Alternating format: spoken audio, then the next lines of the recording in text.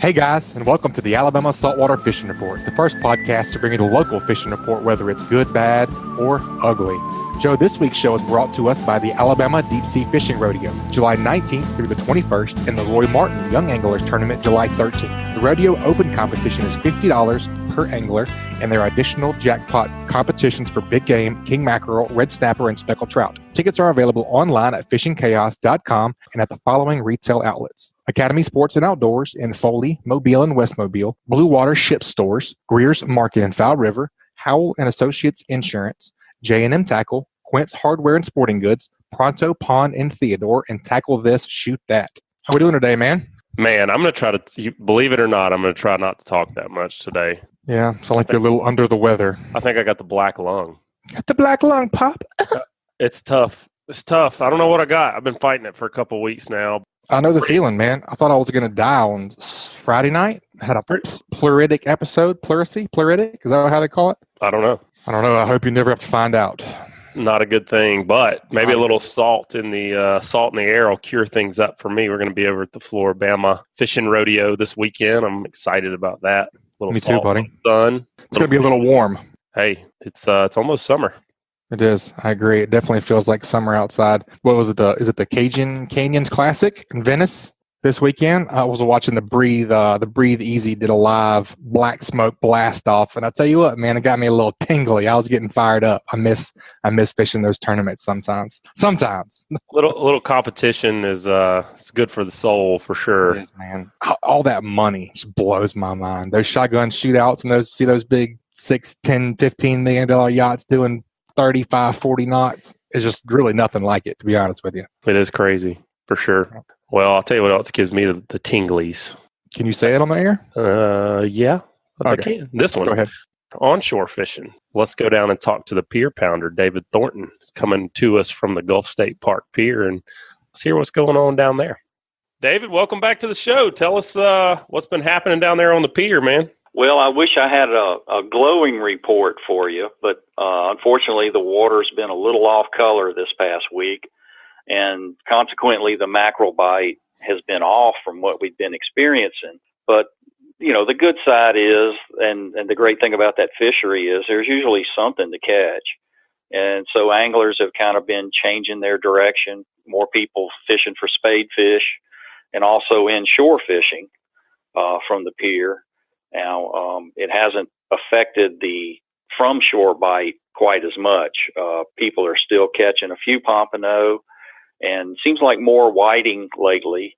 And of course, these occasional big black drum and large redfish are coming in as well.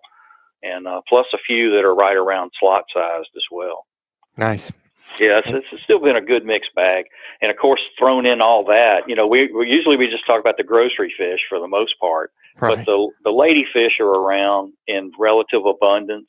There's just a huge crop of little snapper bluefish around the pier. And I've been hearing, you know, talking to some people that are asking why they're being cut off in the surf. And that's why it's these little bluefish that are about 8 or 10 inches long, and they're trying to grow up as quick as they can, and they're eating anything they can get their little mouths on. For sure. They got some sharp teeth. That they do, yeah. David, you mentioned the inshore bite being a little better on the pier. Tell me what you mean by that. Well, you know, a lot of people concentrate on speckled trout this time of year, and usually it's centered around daylight fishing. Sometimes when the water's really calm and clear, it might even be sight fishing specifically for those trout. And it's something, you know, we used to do a good bit of on the old Dauphin Island Pier. And I went yesterday with my brother, and it seemed like with this westerly current that we had for the past week and a half or so, it's like the water around the state pier looks like it usually does around Dauphin Island. You know, it's kind of dark greenish at times and real silty. And that seems to, at times, if the surf gets too rough, it seems to kind of shut the bite down maybe. At other times, like yesterday, we kind of got a little bit of a break. The winds abated overnight and the seas dropped a little bit during the morning, and the water cleared up on the tide change, even though we were just in a neap tide cycle coming out of that neap tide. There was enough of an incoming push to clear the water along the beach, and we could see 3-4 feet down in the water, and we were able to get on a pretty good bite of specks with our live shrimp. Keeping the bait away from the pinfish, we were able to put together a limit for each of us. What do you mean by keeping it away from the pinfish? What was the key there? The key was free lining the shrimp. If you put any kind of weight, even a BB split shot, that shrimp would sink below the line of visibility, and the pinfish would be all over it. They're like a cloud of piranhas devouring that shrimp in a heartbeat. But if you let the shrimp swim along on the surface, the trout were so hungry that they would come up off the bottom, bust that shrimp. That's a good tactic. I like it. David, what resource do you use? One of the things I've always struggled with, like if I'm looking at the tide or if I'm looking at water temperature or I'm trying to get an idea of water clarity or salinity, I may be looking at a tide chart and it may be giving me a reading for Dauphin Island, but I'm going out of Foul River. It's going to be a little bit different everywhere. What do you like to use for the pier? I'll use the tide tables, but I also like to look at the sites from NOAA, and it's COOPS, co-ops, where they're monitoring the water levels constantly, and it shows the difference between the predicted the predicted tidal heights and the actual recorded water elevation. And so that gives you an idea not only when high tide or low tide is going to be, but you can tell if, the onshore wind has made the tide higher than normal, or a strong offshore wind has made the tide lower than normal. And, so it even helps like with navigational things as well, not just fishing from the beach or the shore. It can tell you that, hey, there's, 1.5 foot less water than I'm used to running in, to a lot of people too. And a lot of that tidal information is also available through a site that Dauphin Island Sea Lab maintains that's related to the Mobile Bay Estuary program, they call My Mobile Bay. And that's recently been updated to, it's My Mobile Bay Arcos. And I think we'll have some more to discuss about that in a little bit. But yeah. They do a good job of monitoring that. Yeah. So let's talk a little bit about those tides, because I think that's one thing that everybody pays attention to. But if people are experiencing the same things I do, I'm always kind of at a loss to say, okay, it's incoming tide. What should I be doing? Or it's outgoing tide. What should I be doing right now on the pier? Mm-hmm. What are you looking for? So if you wanted to get on that trout bite, or you wanted to, give that a shot, is an incoming tide going to be better than an outgoing? Morning better than afternoon? What kind of pattern can someone key in on if they've got, say, a weekend to fish, but Mama says they can only go for one morning or one afternoon? Yeah, right. Yeah, there's a couple of factors that come into play there, and it's not so much whether the tide is coming in or going out, I think, as much as it is that it's moving, because that water movement tends to relocate bait, and it relocates the fish's ability to feed during certain periods of the day, just like the amount of sunlight changes. As the sun comes up and gets higher in the sky, the shadows go away, and the fish may have to seek deeper water to shield their eyes from the glare, so they're not blinded. Mm-hmm. And so all of that kind of plays in together, and I try to kind of digest all of that together and and keep it on my plate, but it's like several different servings there, but they all kind of come together to make a meal. And it's the same way with all of these factors that come into play: the tide, the amount of daylight, sunlight, the wind, the size of the waves, how that's affecting, the waves breaking over the sandbar or on the beach. Like the other day, I was on the beach and the waves started building, and I watched one guy down the beach trying to walk out and cast, and he walked right into a wave that just towered over his head, and it crashed down on him, and it could have ruined his day in a hurry. And he was knocked his hat and sunglasses off and pulled his pants down, and it just sent him reeling, backwards. It hit him so hard, because he wasn't prepared for those kind of conditions and didn't know that he was venturing out a little too far and got in a bad position. Just from the looks of them, they weren't from around here. Kind of thing. They were, I don't think they were locals. Right. Not to offend anybody, no. But they you could tell that they were pretty much newbies, and they just didn't realize the power that even relatively small waves carry. Well, welcome to the Gulf of Mexico.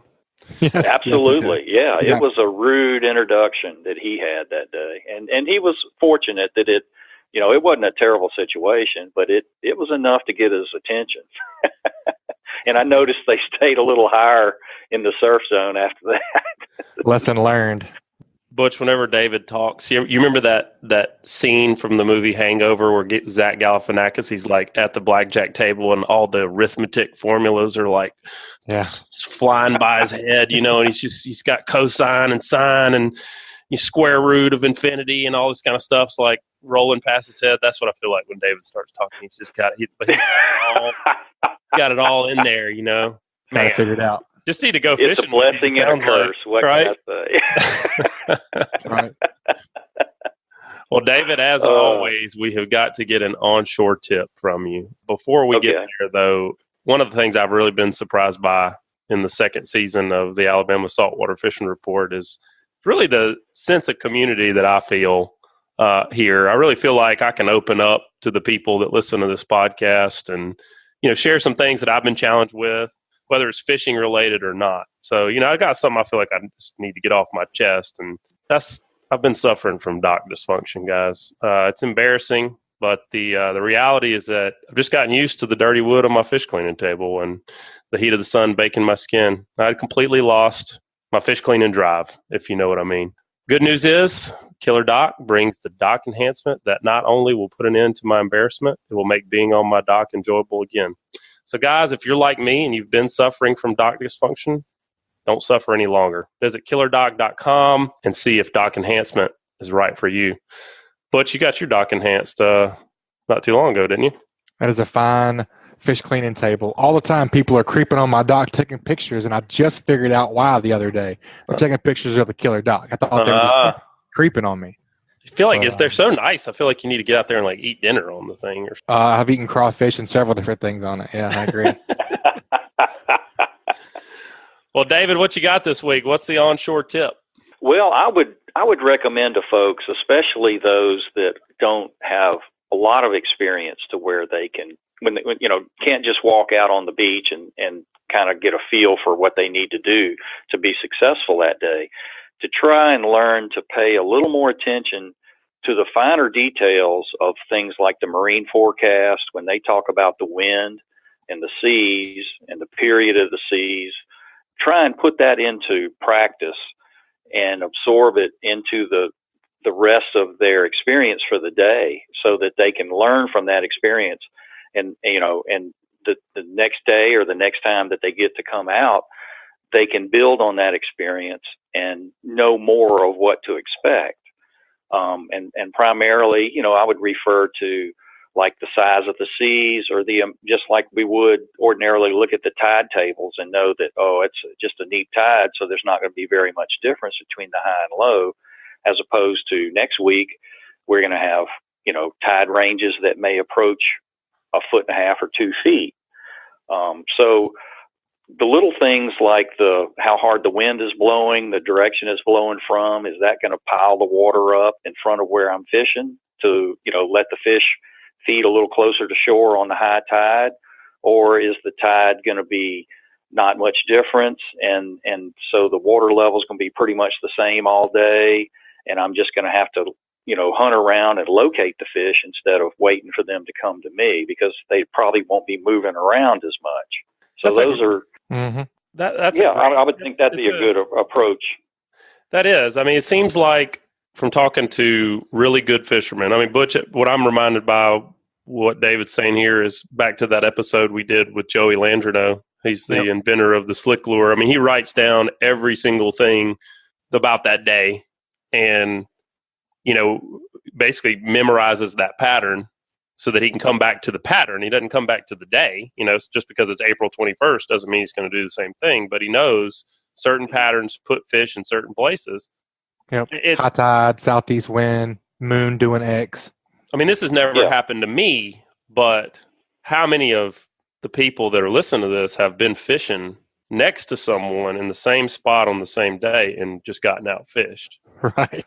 All the time. I mean, I don't know what that's like, but Sure you don't. I've heard people say that, and that, so no, it's cool though. That's a great tip, David. Some of those resources that you talked about, and then, but also use them, not just for that day, but in the future, and come back to, how do you keep it all together? Do you just have a mind that allows you to remember, or do you write it down, or? A little bit, yeah. I mean, that's where it started, kind of like Joey was talking about, documenting things just meticulously. And after a while, what really stands out maybe is the differences and things like that you can carry forward. And part of that is not just going to a particular location under certain conditions, but perhaps being able to transpose those conditions to a similar place somewhere else. So, if I'm fishing certain places in Orange Beach or Fort Morgan, there may be places around Dauphin Island that I know that'll behave similarly under similar conditions. Really smart. So I can seek those out as well. It also allows you to expand your horizons, so you not only get better at where you primarily fish, but if you're in a situation where you're fishing a new location, you're a little better prepared to adjust to the conditions and make the best of whatever nature's given you for that day. Well, David, one of the ways that fishermen get better in this area is with the ACFA. You're the president this year, and I guess next, is it a 2-year term? When do you get? Well, it's really year to year, but most presidents serve for 2 years. So you're the president of the ACFA. Y'all put on a monthly meeting, and you usually you always have speakers that go in depth on a lot of the same type of content that we produce here with the podcast. So you got one of those coming up, right? Tell us about it. Yes. Thursday, June the 6th will be our next ACFA meeting, and that's at Moe's Original Barbecue on Spring Hill Avenue in downtown Mobile. And the meeting starts at 6:30, and our first speaker will be Crystal Hightower from the Dauphin Island Sea Lab, and she'll be talking to us about some of the tagging programs and such that they've been having going on. And that's one thing that a lot of club members have had a lot of interest in, is the tagging programs and how that's helped, everybody understand the fishery better, how it works, and where the fish are, be more successful as well. And our main speaker will be Captain Wild Bill Hancock from over in Mississippi. He's a charter boat captain over there, and he's going to talk to us about some inshore tactics for speckled trout and redfish and such during the summer. We're quickly moving into a summer-like pattern, even though it's, the end of May right now. It's more like June, and we're seeing that in the water temperature and the way the fish are behaving and stuff like that more and more. Very cool. Awesome. Well, folks, if you're not a member of the ACFA, you can join right there at the meeting. So y'all get on down to Moe's next Thursday. David, thanks again. We always enjoy having you on and trying to pick that brain of yours apart. We sure do appreciate it. Hope you have some good luck coming up. Well, I appreciate it. Yeah, it's always great to be a part of it, and really always enjoy talking to you guys. All right, David, Thanks, we'll talk to you soon. Okay, thanks. Always a good report, Butch, from David Thornton. I like to hear what's going on the pier. Let's completely switch gears. Let's hear what's going on way offshore, blue water. We do have the red snapper season opening up this weekend. I would imagine it's going to be a slam dunk for most people. They're not too hard to find. But let's talk to Angelo DiPaola in Orange Beach. Angelo, how's it been going, man? How'd the tournament go last week? Man, tournament went great. 3 big blue marlin weighed in, nice tunas, nice dolphin. I mean, kind of what you'd expect for this time of year. So it's in full swing. Annie Girl showed out, looked like. Man, Annie Girl had a hell of a weekend. I had a 699-pound blue marlin. That fish it lost a little blood on the dock. that fish for all intents and purposes was a 700-pound fish. They had first place blue marlin. They had first place wahoo with an 89-pound fish. And I don't remember the exact weight of their dolphin, but I think it was like 36 pounds, 32, 36 in third place. They had a heck of a weekend. And I think it kind of goes to show you, like, a lot of people think that the live bait guys have this big advantage in this tournament. Man, sometimes it's just about having baits in the water and being located at the right place at the right time. And they sure proved that this past weekend. They caught that fish strolling, right? Yep. Awesome. Did you hear what the setup was? I did not hear what the lure was. I know there are 5 lines kind of crew though. Mm-hmm. 2 riggers, 2 flats, and a center. That's a heck of a trip. That's what we call a slam dunk right there. Yeah, I mean, trip of a lifetime. I mean, heck, that fish is a fish. Blue marlin that size is a fish of a lifetime. Absolutely. Wahoo that size is a fish of a lifetime. I mean, when you get 2 fish of a lifetime on one trip, you've had a hell of a trip. I think you've had a trip of a lifetime, Angelo. Sure sounds like it. Yeah. and then you've got those guys. I think the weekend before, the guys on Relentless Pursuit caught a big fish on a pink on pink islander. Yeah, that's probably my favorite combination, is some kind of chrome dome and a ballyhoo behind it. I don't know if there's any more deadly combination in the Gulf of Mexico for just catching a bunch of fish. Yeah, not if you put a bird in front of it.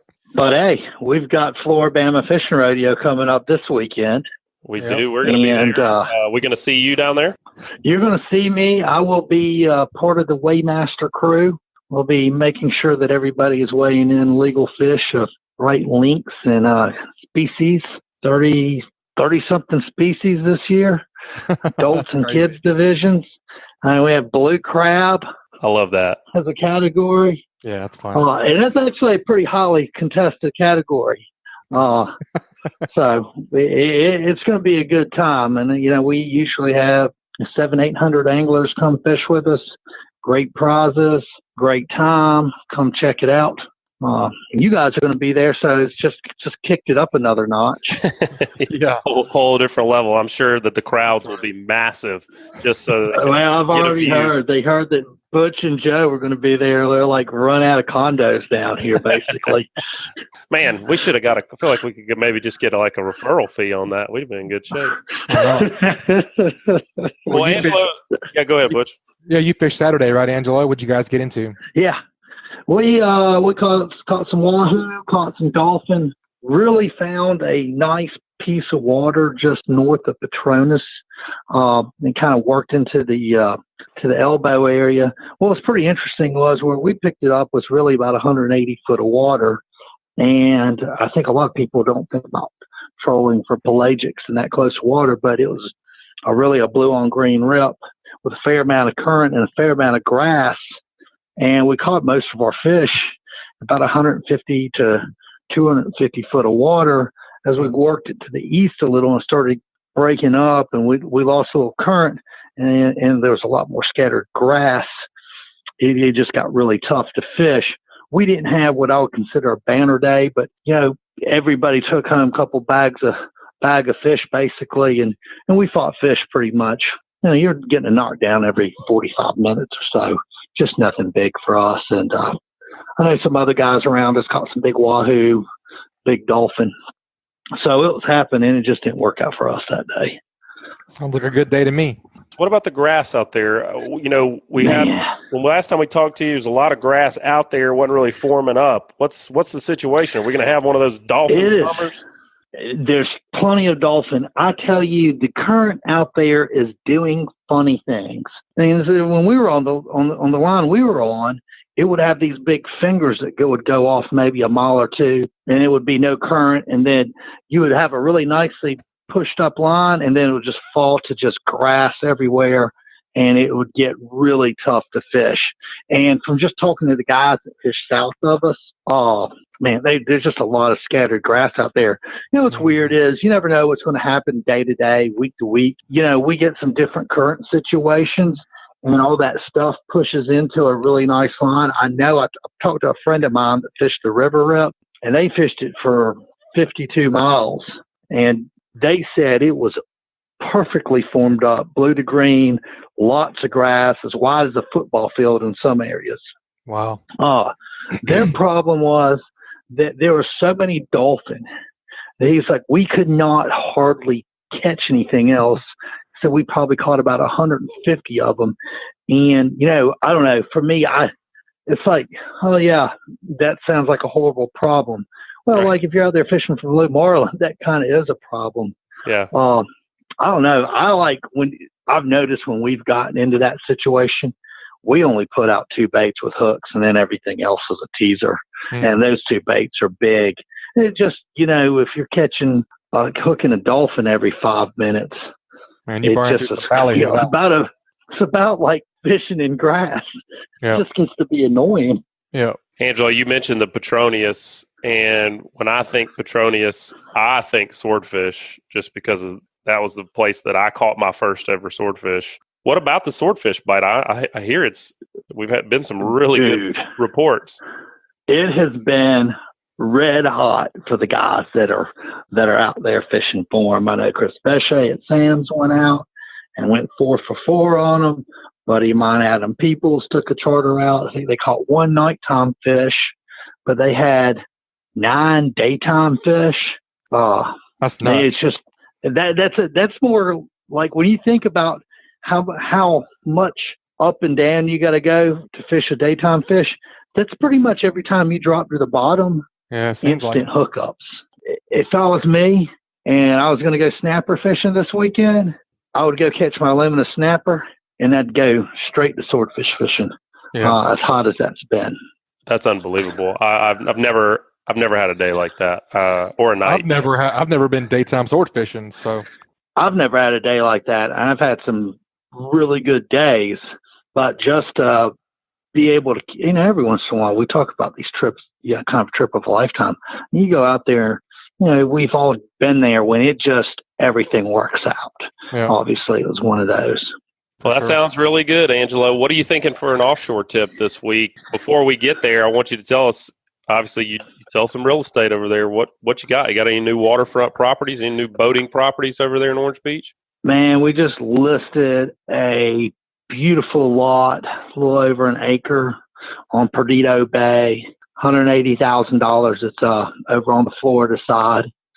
We do both Alabama and Florida, being here located in Orange Beach. But and that's got me excited. But I tell you, we just went through a round of price reductions on a couple of our properties. We still have that house on Marina Road. We're down to $959 on the ask. We just got 3 or 4. Have a house in my neighborhood, Terry Cove Harbor, down $20,000 on the ask. It's actually $20,000 below appraised value right now. It's getting shown a lot.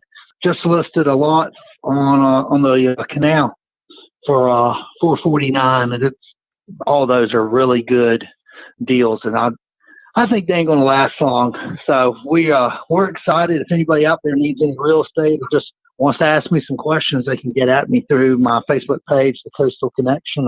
Just hit me up on my cell phone, 850-287-3440. Well, what are you thinking for an offshore tip, man? Man, I think as we, we're coming into just full on summertime, and this is really any time of year, but as more and more of us venture offshore this time of year, I think it's important that you're located where the fish are, especially when it comes to pelagics, and kind of knowing where you're going to go before you ever leave the dock, so you can have some plans A, B, and C, kind of depending on what you see out there.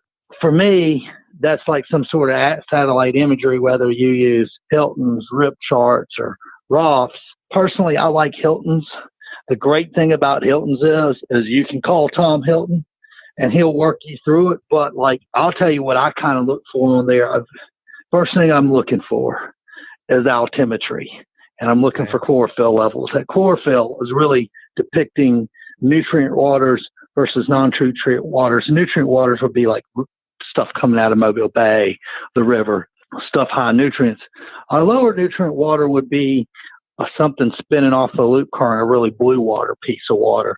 So obviously where those two pieces of water meet, that's a pretty good starting spot right there. But then if you can take it a deep level and look the next level and kind of look at the altimetry, what we're talking about with altimetry is the ocean isn't just flat. It bulges and sinks because you have currents kind of circulating from bottom to top. And so kind of like where you have a little, and so where you have a little bit more bubble and push is upward flow of current pushing nutrients from the bottom to the top. And where you have a downward push or negative numbers, you're going to have the opposite. You want to kind of be where those two situations are colliding.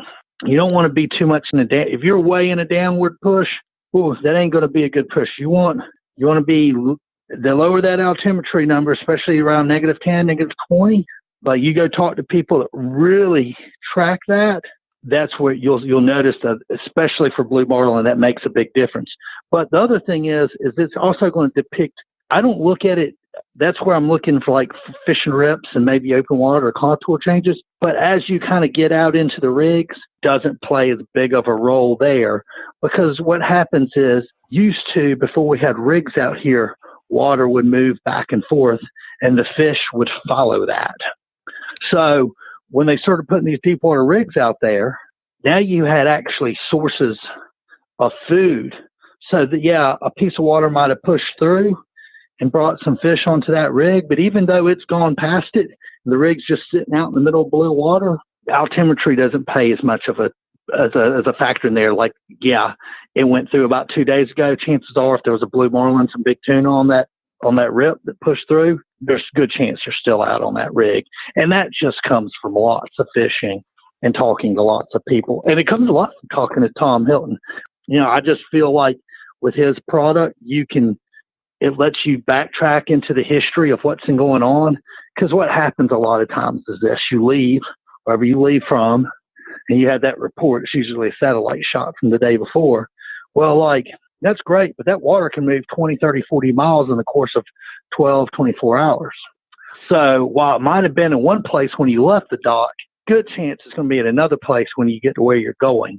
But if you're able to look at the history of what that piece of water was doing when they were taking those satellite shots, there's a good chance that when you get out there, you're not going to be like hands in the air, like, whoa, where we go now? Say, hey, look, according to what it did the past 2 days, it's been moving south during the afternoon and maybe north in the mornings. So we keep on pushing a little south or north, whatever it's doing, and you're going to be able to go find it. And I think that's a pretty cool, being able to look back in the archives. The other kind of cool thing is you can look in the archives and you can kind of track it where you caught your fish and what the conditions were and play that off of what the conditions are when you're leaving. It's pretty cool. Plus you can plot out your whole trip. So what's kind of nice is if you got a 500-mile range and you want to go do all this stuff, you can see how much fuel you're going to burn if you have enough fuel to accomplish that mission. Butch, all this time, I just pictured Angelo running off Orange Beach and just doing circles, trolling baits. I didn't really know that he actually knew how to do this stuff, man. There is method to his madness. I feel like we learned something today, Angelo. Thank you for that, man. That was really cool. I mean, that's most of the blue water fishing that I've done, I've been on the deck, not a whole lot of running the boat or planning where we were going to go. That right there is pretty cool. Being able to look back and kind of get an idea and say, probably going to be some fish hanging on that rig. Because like you said, you can do word of mouth reports, but sometimes you don't get them. I mean, what if it's been storming for a week and there is no report? Nobody's been. Where do you get started? That sounds like a great place to get started. Does, man. That's a great tip. Man, should be standard operating procedure. The whole thing costs you about $150 for the year. And that doesn't even to the cash that you're hemorrhaging going offshore. Yeah. Pretty much doing any kind of fishing. So I agree. That's probably less than your bait and ice cost. That's way less, I would think. Well, Angelo, thanks for the report, man. It's really cool. What's next up for the Mobile Big Game Fishing Club? Let's see. When we come out of this, we're going to have our Junior Anglers Tournament coming up the weekend before the 4th. And then we follow that up with ladies, and then the limited, and then Labor Day this year, which is going to be a trolling only tournament. No live baiting for tuna, no live baiting for dolphin, wahoo, marlin. We're going to do it old school and see what that looks like. It ought to be a pretty level playing field for everybody. Awesome. Interested to see how that plays out, man. We'll see you tomorrow. Man, definitely see you guys tomorrow. Appreciate it. And we'll catch you tomorrow at the Bama between a burger and a bushwhacker. Sounds like a plan to me, buddy. See you soon. Man, that was some really good stuff from Angelo. That was some math flying out of the Pier Pounder's head. That was some pretty serious stuff. Altimetry. I didn't even know Angelo knew those big words. I was like Googling altimetry while he was saying all that stuff, That's good stuff. So what did I miss? Really good tip from old Angelo Di Paola about just being smart, using the resources you have at your fingertips, like the satellite imagery, like the Hiltons, where you can show the chlorophyll levels and the altimetry and all that stuff. Wow. Kind of makes my head hurt a little bit. But it is a great Sounds tool. fancy. So Patrick Garmison with Ugly Fishing. Yes. Yes, sir. What about you? You use any of that altimetry when you're out there catching speckled trout, redfish, and triple tail and flounder? Y'all didn't warn me that I needed to Google altimetry and figure exactly how that was going to play into trout fishing. But as far as you mentioned satellite imagery, I do use the most recent satellite imageries to try to help me locate some cleaner pockets of water. So if that plays into what Angelo was talking about, I will use it. Well, it plays into what Angelo said. It plays into what David Thornton said. That basically it really does too. Everybody we've talked to today is using aerial imagery that they find on the internet to help them plan their day of fishing, plan what location they're going to head to. So, I'd say it applies. Just Google altimetry whenever we get done. You can figure out what that means. What's been going on, buddy? Summer pattern. It went from spring to summer. We're fishing a lot of deep structure. I like fishing the rigs and lighthouse, range markers, that sort of thing out in the bay this time of year for speckled trout. So it's a lot of my game is slip cork fishing, and the variation to that is, as we've talked about in the with the sheephead stuff, with going like with a split shot rig. Mm-hmm. That ended up really putting a lot of fish in the box yesterday, and almost all of them again today. We're using a very small, I think maybe a number 7 split shot. I'll have to look at the package, but it's not a big, it's probably about an eighth of an ounce. And that with a kale hook, circle hook, treble hook, whatever your favorite type of hook is, throw that baby up current and just close the bail and let that shrimp sink slowly through the water column. And the bites are coming anywhere from as soon as the shrimp hits the water to after it's been in the water long enough to probably sink all the way to the bottom. What do you attribute that to? Why are those fish? I mean, well, let me back up. When you're saying you're getting bites from the top of the water column to the bottom, how deep of water? These are structures that are ranging anywhere from 12 feet deep to 18 feet deep. So what do you? And I mean, and it's fish changing elevation. Right now, it's a super light tidal movement. In my opinion, if you're not prepared to throw a split shot rig alongside a slip cork rig, you're missing out on some bites. You're going to leave some fish. I mean, we can watch somebody slip cork an area, pick up and leave, and I can just move right into the same exact area they were and pick up a fish or two, or maybe even get a really good bite going, all on the split shot rig. And it's just because they're not throwing it. They were stuck with the slip cork set at a certain depth. And when you're dealing with light tide, that bait is just hanging there underneath your cork. So it's completely vertical and just sitting there, and it's not moving enough. So you're getting a lot more movement out of your shrimp from the time it hits the water while it's slowly sinking all the way through the water column. And we are horn hooking our shrimp, so that way that weight, that split shot, is pulling that shrimp down nose first. And I don't know if anybody's ever drop the shrimp overboard. If it's a white shrimp, a lot of times he'll swim right on top. But most other shrimp, when they hit the water, the first thing they do is turn their nose down and start swimming out of sight. And that's exactly what we're trying to mimic. Yeah, that split shot sounds like much more of a natural presentation instead of just hanging there under a popping cork. I like that a lot. Right, or the slip cork, and then but see, like when it's a swift tidal movement and you're drifting 100 feet in about 2 or 3 minutes, that you're covering a lot of water, and the shrimp is kind of cruising right there behind your weight, and he's looking natural there, like he's just kind of just swimming right across the rocks or whatever the bottom structure is. Yeah, you got to play your conditions on that. Yeah, you just have to play your conditions. Now, we had a lot more wind today, so I think in some cases the wind was probably affecting the sink rate of our shrimp and kind of playing different split shot sizes, different things like that. We had to do some fine tuning, but it was overall it was a more difficult bite today than what it was yesterday. With the very similar conditions, we had very light tidal movement yesterday, but we did have a little bit less wind. So I don't know if the extra wind had anything to do with it, but overall it was a much more of a struggle bite today, just far fewer bites. So Patrick, when you talk about a summer pattern, I immediately start to think this is kind of that time of year where you're spot fishing. You're going to structure.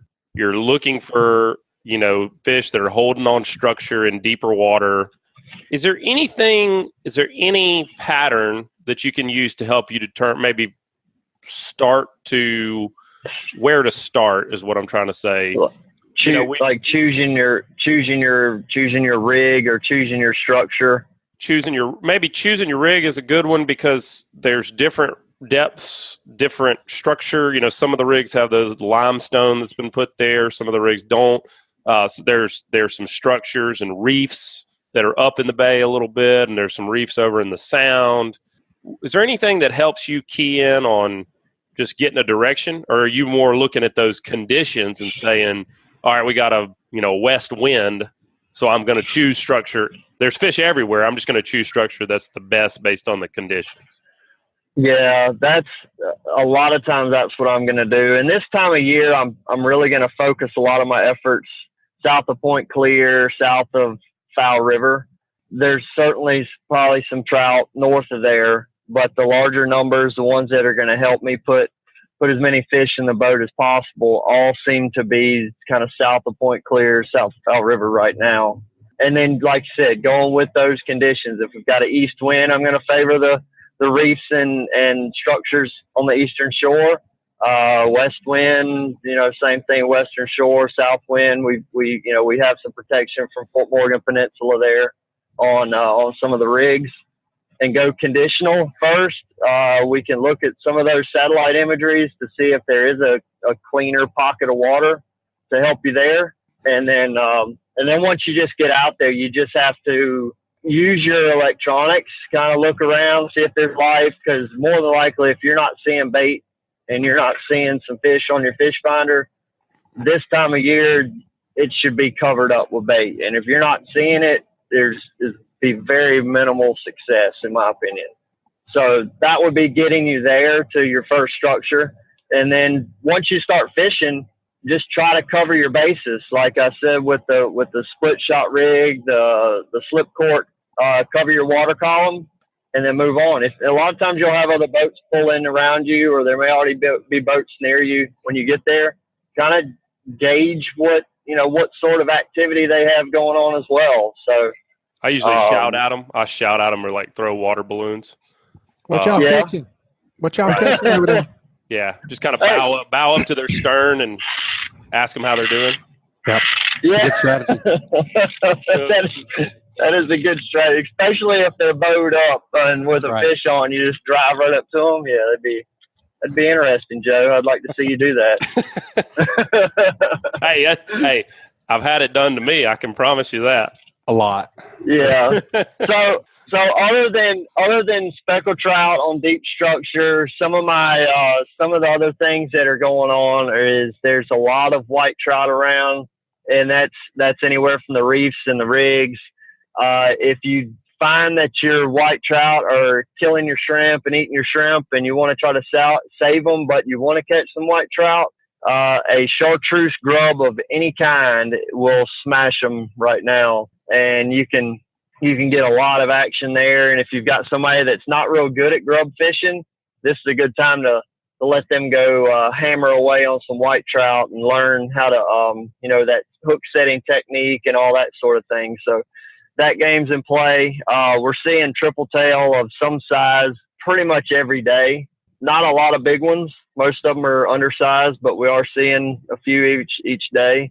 And then the redfish along shorelines. I'm just picking shorelines that are protected from the wind, rocks, stumps, grass lines, creek mouths, really anywhere that a redfish might be hanging out. And especially if you're finding some glass minnows on top, some mullet schooled together, those are good areas to target. And that's in the popping cork with a voodoo shrimp with the fish bite, dead shrimp, live shrimp, any of that, all of that is working. Awesome, man. That's a great report.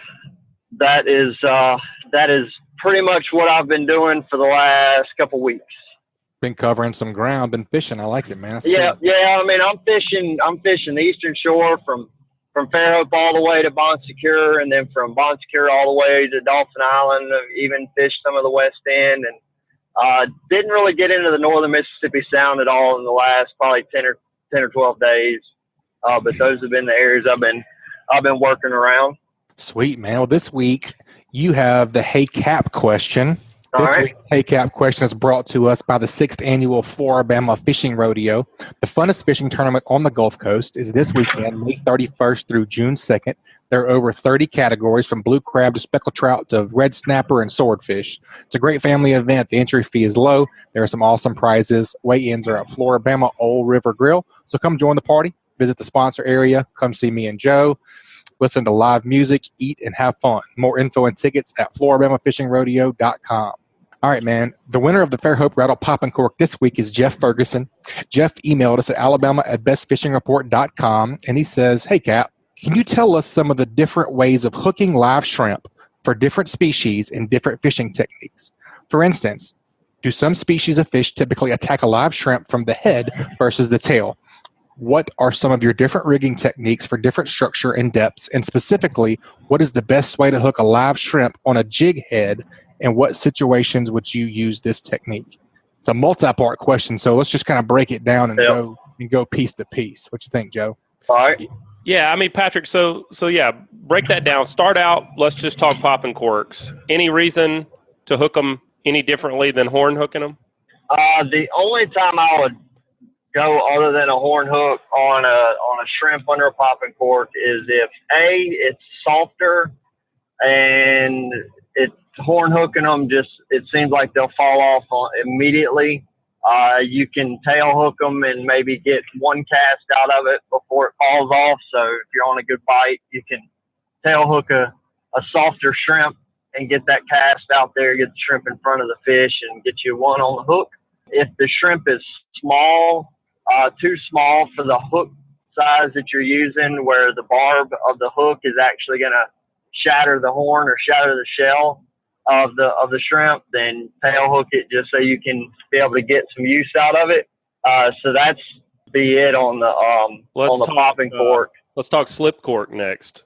Slip cork, always go horn, because of what we were talking about earlier. I want that presentation to be that shrimp swimming forward with the current, and he's and you know, the current and the cork and everything's kind of pulling that shrimp along, but it's pulling it forward as he's naturally going to be swimming. Now, you know, everybody thinks about a shrimp on its escape method is going in reverse. He's going backwards, but we're not sending a shrimp down there and dragging him backwards and making a good presentation. So horn hooking your slip cork shrimp is a must. What about fishing the jig head. I'm really interested to hear what you say on this. So I haven't seen a whole lot of times where I've gone this method, but what I have done is for using it for sheephead sometimes. And what I'll do is I'll bite the tail off the shrimp and run the hook up the body of the shrimp and out through just before you get to his bigger legs. I don't know what the larger legs are called, but basically bringing that hook out through its actual tail and kind of thread it. It's backwards, but it works. I mean, for sheephead and it would work for redfish too.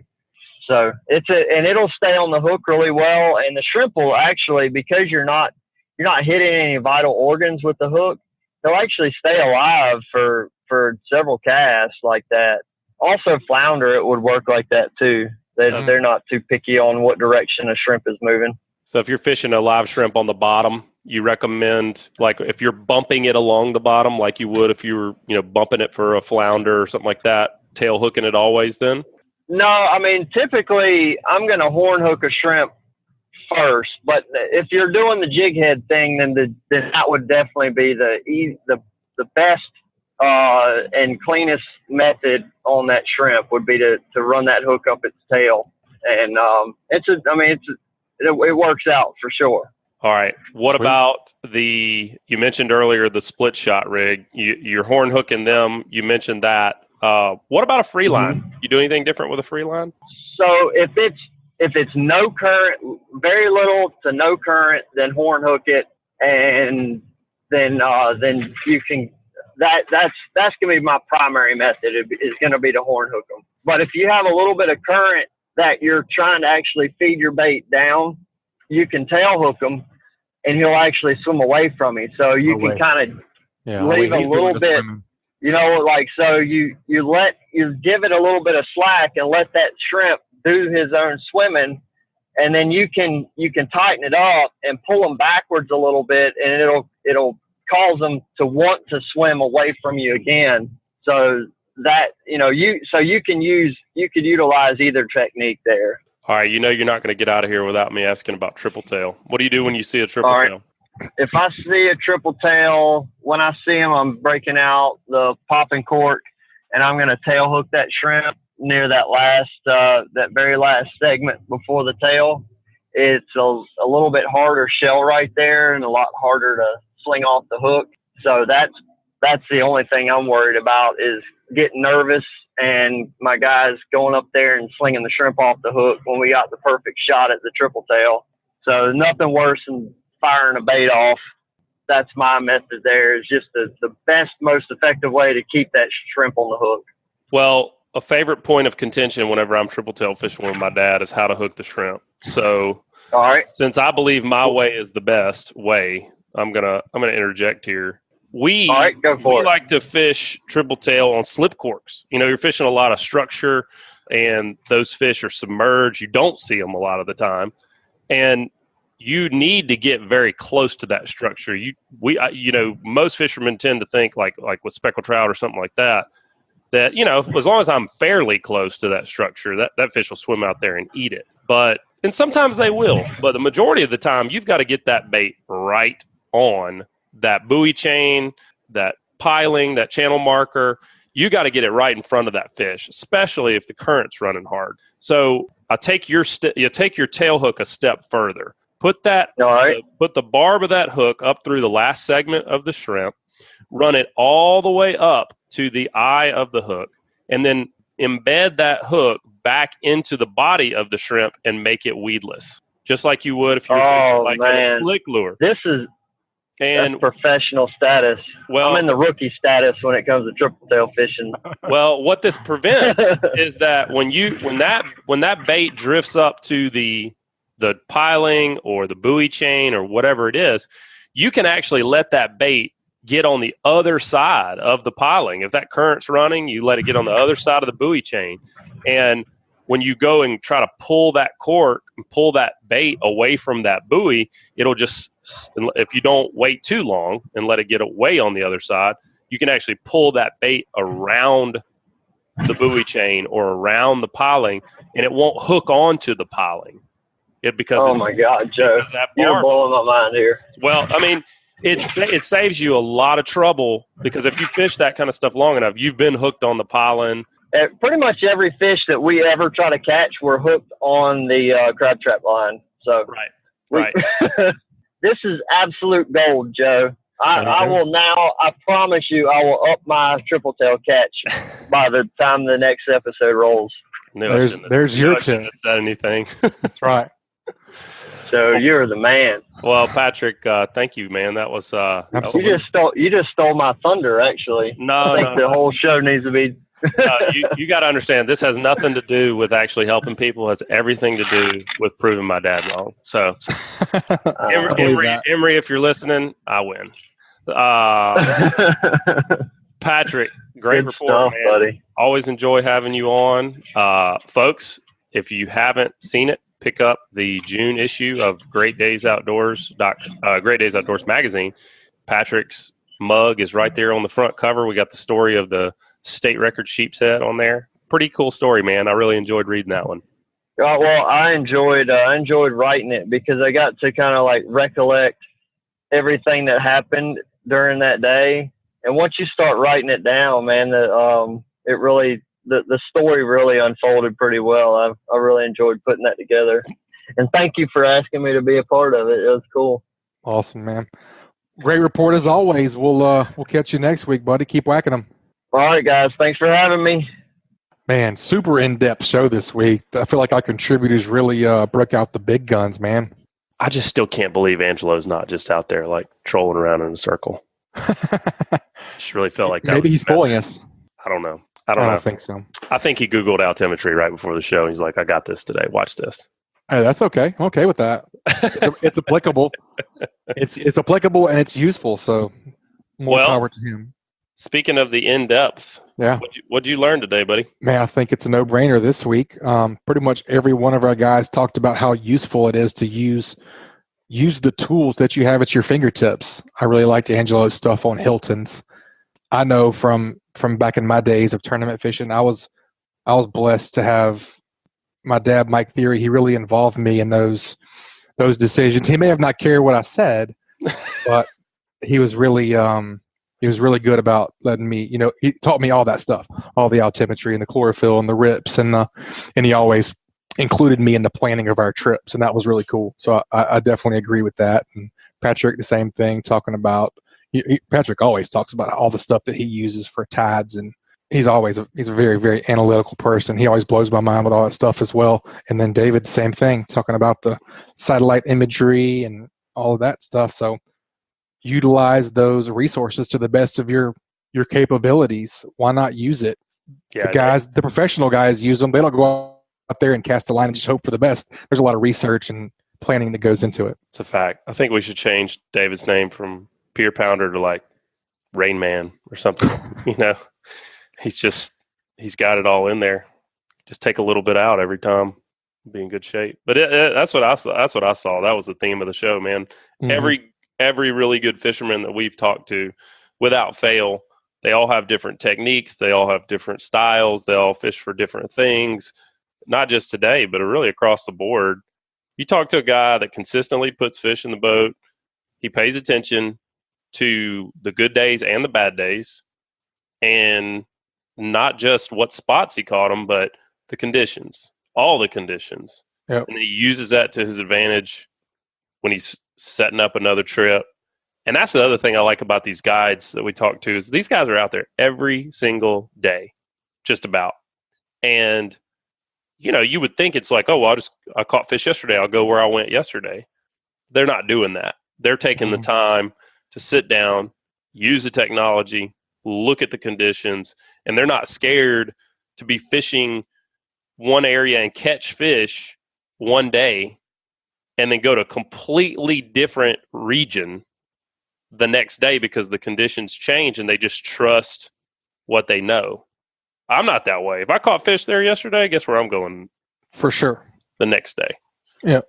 So, really cool stuff, man. All right, wrap her up. All right, folks. That's going to wrap up the show this week. Another great Alabama saltwater fishing report. You guys subscribe, rate, and review wherever you listen to podcasts. And if you'd like us to email you the podcast, just head over to greatdaysoutdoors.com/ASFR, and we'll send you the new show each week. You guys have a great weekend. Be safe. It's opening a snapper season. Going to be a lot of folks on the water. You guys make sure to mind your P's and Q's and use your etiquette. Right, Joe? Safety first. That's right. That's right. Take your time. To ruin a good day on the water. That's right, man. Take your time. Go over your checklist. Make sure your plug's in. Make sure you got all your rods, reels, life jackets, EPIRBs. Safety first, man. 10 minutes in the morning just getting your stuff together and calming yourself down could save you a lot of money on an insurance claim. Lay off the sauce. That's right. And be careful. That's right. No drinking and driving for sure. All right, folks. We'll see y'all next week. Keep whacking them. This week's Alabama Saltwater Fishing Report is brought to you by the Alabama Marine Resources Division. They remind all recreational anglers one snapper check vessel report is to be submitted before red snapper are landed in Alabama. For more information about snapper check, please visit outdooralabama.com. Also brought to you by Coastal Conservation Association of Alabama. Check them out at CCAAlabama.org. Also brought to you by Geico. Call Ron Davis, Geico agent at 251-445-0053 or visit him online at geico.com/mobile-al. Also, Ugly Fishing Charters with Captain Patrick Garmison. You can check us out at uglyfishing.com or call us at 251-747-1554. This week's Alabama Saltwater Fishing Report was brought to you by me, Joe Baya, and National Land Realty. If I can help you in any way with the purchase or sale of land in Alabama or Florida, whether it's timberland, farmland, recreational land like hunting land, or even agricultural land or ranch land like horse farm, drop me a message at jbaya@nationalland.com. That's JBAYA@nationalland.com.